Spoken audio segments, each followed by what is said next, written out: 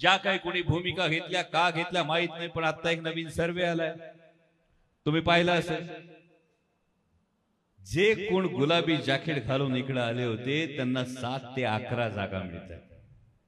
बोपचे साहेब 7 ते 11 जागा, आणि 7 ते 11 जागा मिळाल्यानंतर बंग साहेब अडचण ही झाली, गेले 40 निवडून येणार 7 ते 11 म्हटलं ते ऍव्हरेज पकडून 9, बाकीचे 31 जणांनी काय करायचं.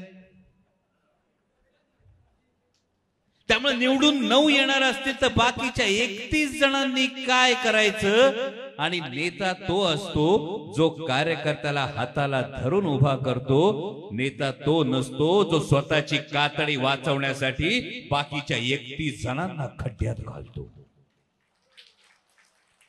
आता कातडी कुणाची वाचली ते बघा, केसेस कुणाच्या थांबल्या ते बघा, क्लीन चिट कुणाला मिळाली ते बघा. म्हणजे ठराविक नेत्यांच्या क्लीन चिट पायी 31 आमदारांचं भवितव्य आज धोक्यात आलंय. आणि त्यामुळे शिवस्वराज्य यात्रा जवळपास ही 38वी 40वा मतदारसंघ असेल.